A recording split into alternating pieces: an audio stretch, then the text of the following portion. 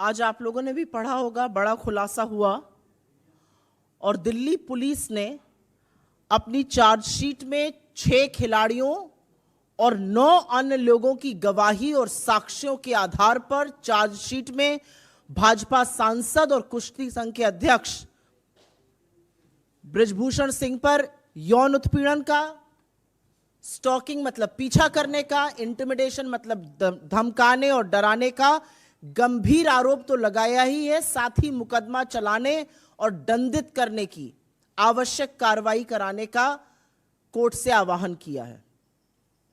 आपकी जानकारी के लिए यहां पर बताना जरूरी है कि बृजभूषण सिंह भाजपा सांसद पर धारा 506 आपराधिक धमकी, 354 महिला की लज्जा और शीलता को भंग करना, 354A यौन उत्पीड़न, 354D पीछा करना जैसी धाराएं लगाई गई हैं। पुलिस ने अपनी चार्जशीट में बृजभूषण सिंह को कोर्ट बुलाकर ट्रायल शुरू करने और विटनेसेस जो इसमें मेंशन्ड हैं उनको बुलाकर मुकदमा शुरू करने की पैरवी की है।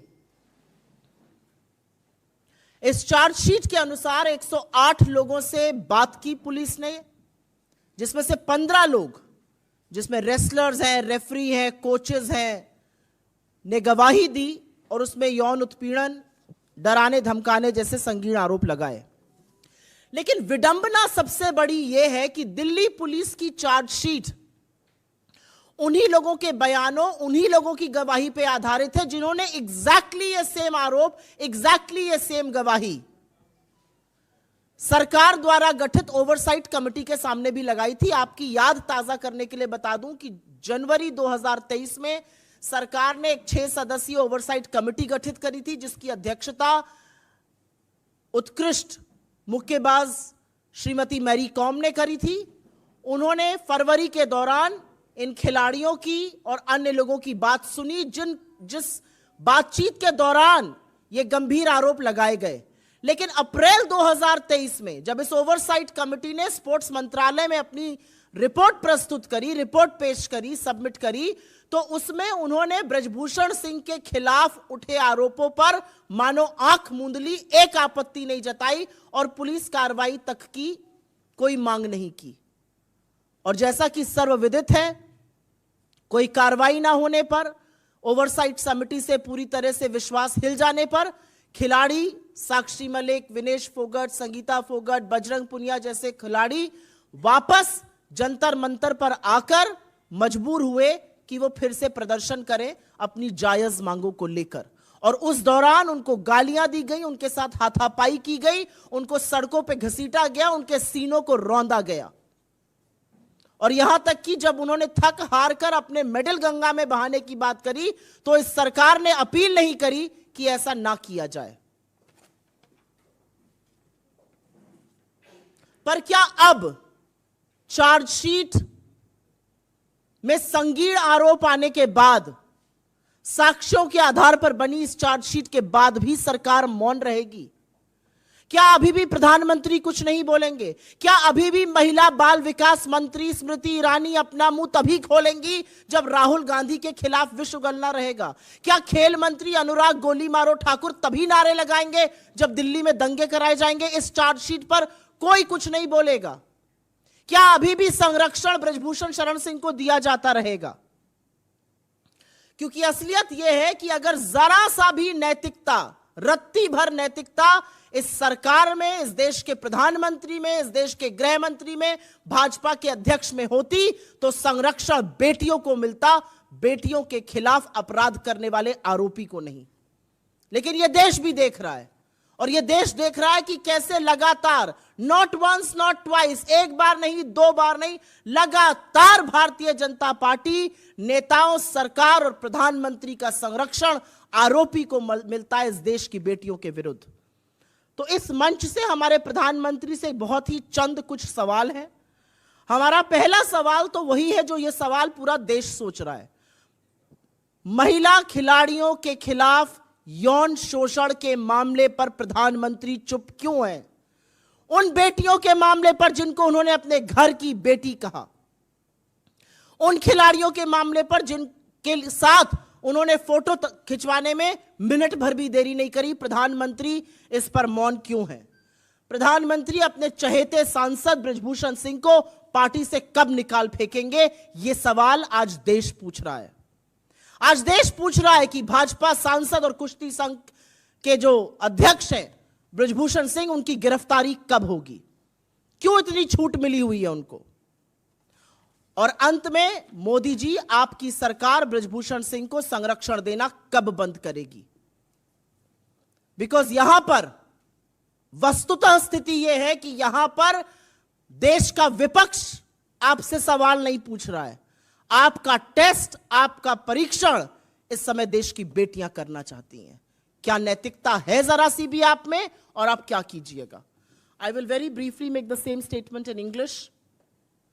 In a huge revelation that we all woke up to, and something that one has known about, the Delhi police has filed its charge sheet, and in its charge sheet, on the basis of evidence and allegations made by some of India's most decorated athletes, referees, coaches,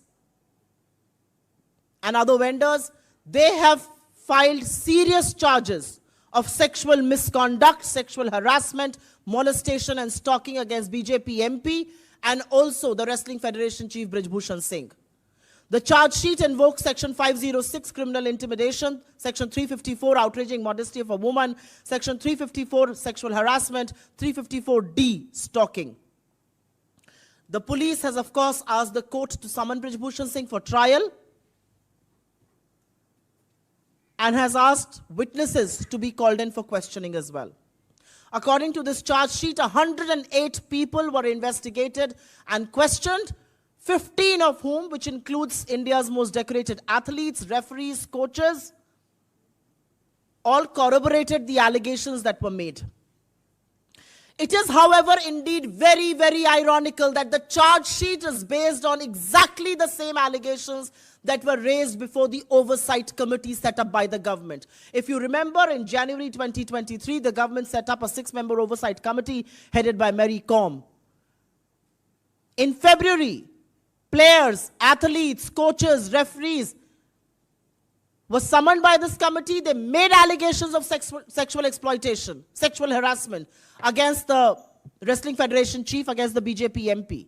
But in April 2023, when the Oversight Committee submitted its report, it may have raised questions on the functioning of the federation, but kept absolutely quiet on allegations of sexual misconduct, sexual exploitation, did not raise any red flags, and did not even recommend a police probe.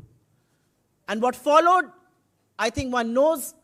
It was in April 2023, after the Oversight Committee had no faith in the Oversight Committee. They had no faith of an investigation. India's most decorated athletes returned to Jantar Mantar to carry on with their protest, asking for their rights, speaking against exploitation. And during this time, they were mercilessly beaten up, they were dragged, they were hurled abusers at, and when they decided to drown their medals in the river, the government did not even choose to make an appeal to them. And which is why I think the most important factors that come to question today is, will the government continue to remain quiet? Will the Women and Child Development Minister Smriti Irani only speak when she's spewing venom against Rahul Gandhi? Will she turn a blind eye to very grave charges being made in this charge sheet? Will Sports Minister Anurag Golimaro Thakur come out in the open and say a word of solidarity with the athletes? I also think the moral bankruptcy of this government, of the Prime Minister, of the Home Minister, of the BJP, its Chief JP Nadda, is on test. Will Brajbhushan Singh continue to be the Member of Parliament for the BJP? And will the BJP not once, not twice, but repeatedly continue to offer political patronage, protection, and support to the perpetrator of the crime here and not the women? And from this platform, we are only asking 4 questions of the Prime Minister. Why is Prime Minister Modi conspicuously silent on charges of sexual exploitation against one of his own members of parliament being labeled by decorated athletes who he called his own? When will the Prime Minister and the BJP President throw Brajbhushan Sharan Singh out of the Bharatiya Janata Party? When will the MP and the Wrestling Federation Chief be arrested? And when will your government, Mr. Prime Minister, stop giving political patronage to perpetrators of crime against women? You and your government are on test here. Not by India's opposition, but India's daughters. And you will have to respond.